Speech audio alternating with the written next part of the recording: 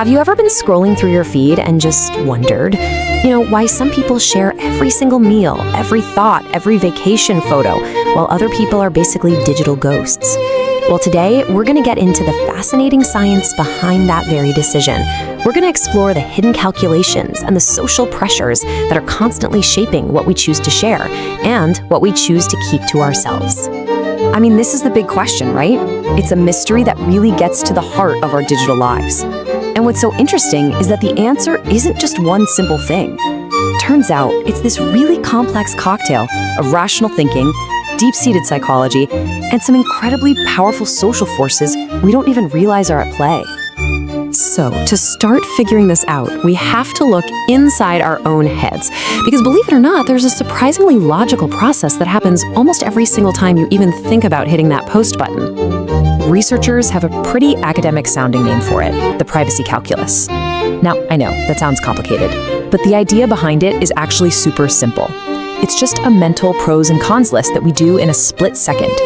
Every time you think about sharing something, your brain is doing this incredibly fast, almost gut-level analysis, asking, okay, is what I'm getting out of this worth the potential downside? And you're basically weighing these two sides of a scale. On one side, you've got all the good stuff, the benefits, connecting with friends, feeling like you're part of a community, getting that little rush of validation. But on the other side of the scale, you're weighing all the risks that research from places like the University of Cincinnati has pointed out, being totally misunderstood, facing security threats like identity theft, or even just the hit it can take on your own mental health. And here's the real kicker from that same study. What you're focusing on in that moment directly predicts what you're going to do. So if you're thinking about all the likes and the awesome comments and connections, yeah, you're way more likely to post. But if those risks are front and center in your mind, you're gonna pull back. It's a totally rational choice, and it's all driven by where you're putting your attention. Okay, but it's not always about risk. What about those people who just consistently choose not to post?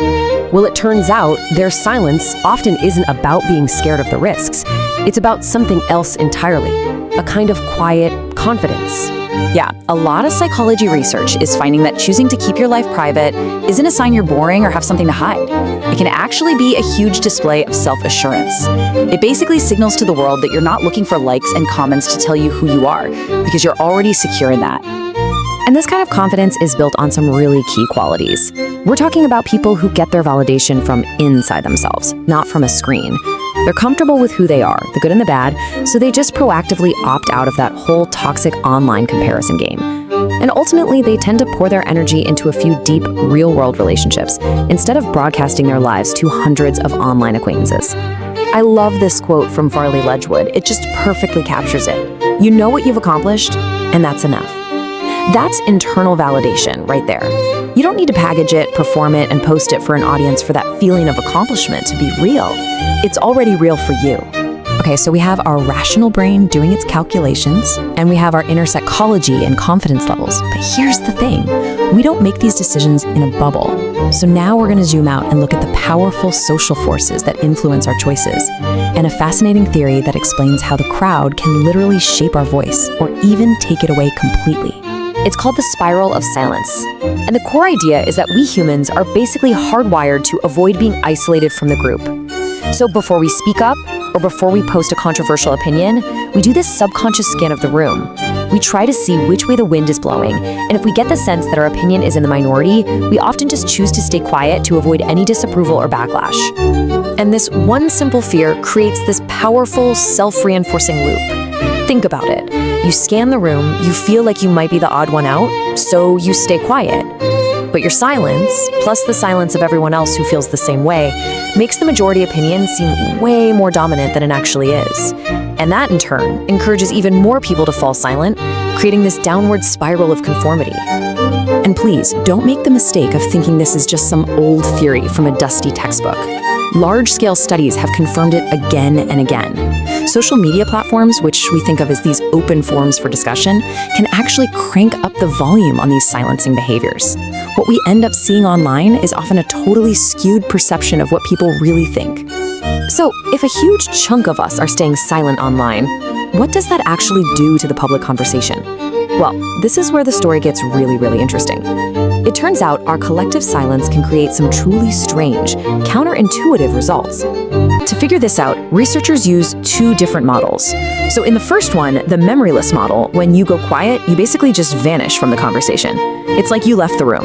But in the second, the memory-based model, your online history sticks around. Even after you go silent, your last public post or opinion is still there, kind of hanging in the air and influencing things, like an echo. So what happens? Well, the first bizarre outcome is what's called the vocal minority. In that world where silence makes you disappear, a small group of people who are just really persistent, they just refuse to shut up, can completely take over the whole conversation. Their constant noise creates this illusion that their viewpoint is way more popular than it actually is, while the true but silent majority just kind of fades away.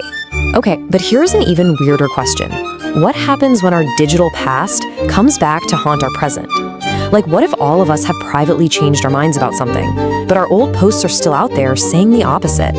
This leads to a second, truly mind-bending outcome, the hidden consensus.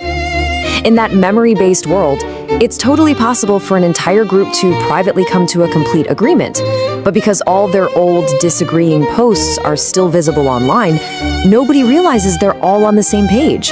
It's wild. They've reached a consensus, but it's completely hidden behind this digital illusion that they're all still fighting. So when you put it all together, that choice you make, the one that seems so simple, to post or not to post, is actually this beautiful, really complicated dance. It's this three-part harmony between a logical cost-benefit analysis happening in your head, your own internal sense of self, and these powerful, invisible currents of group pressure. And so, I'll leave you with this final question. The next time you find your thumb just hovering over that share button and you're hesitating, just take a second. Ask yourself, what's really driving this moment? Am I running that privacy calculus? Am I acting from a place of quiet confidence? Or am I sensing the invisible pull of the spiral of silence? The answer might just surprise you.